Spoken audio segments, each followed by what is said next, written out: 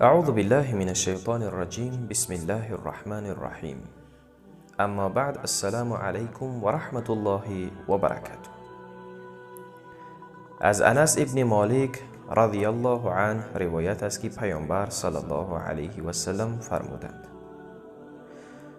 جبرائیل علیه السلام روز نزد من آمد در حالی که این آیه را تلاوت می کرد: روزی که این زمین به زمین دیگر و آسمان عرض کرده می شود و تمام مردم در پیشگاه خداوند حاضر می شوند.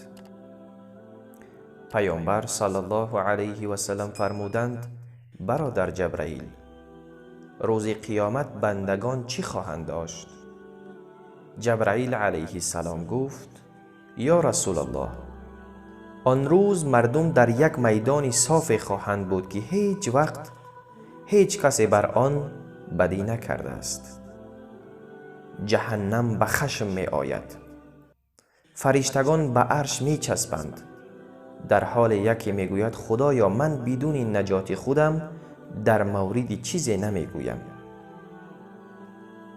در این روز کوهها به مانند پنبه به هوا پرتافته می شوند. جهنم را در حال می آورند که نعره می زند. دستور می رسد: جهنم هرچی می خواهی بگو. می گوید: بجز تو دیگر معبودی نیست.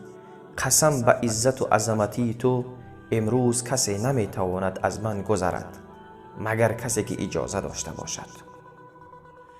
پیامبر صلی الله علیه و سلم پرسیدند: برادر جبرائیل، اجازت نامه گذشتن از آن جهنم چیست؟ جبرائیل گفتند: یا رسول الله، تو را مبارک باشد که برای امتی تو اجازت نامه آن هست و آن این است که اشهد ان لا اله الا الله و اشهد ان محمد رسول الله.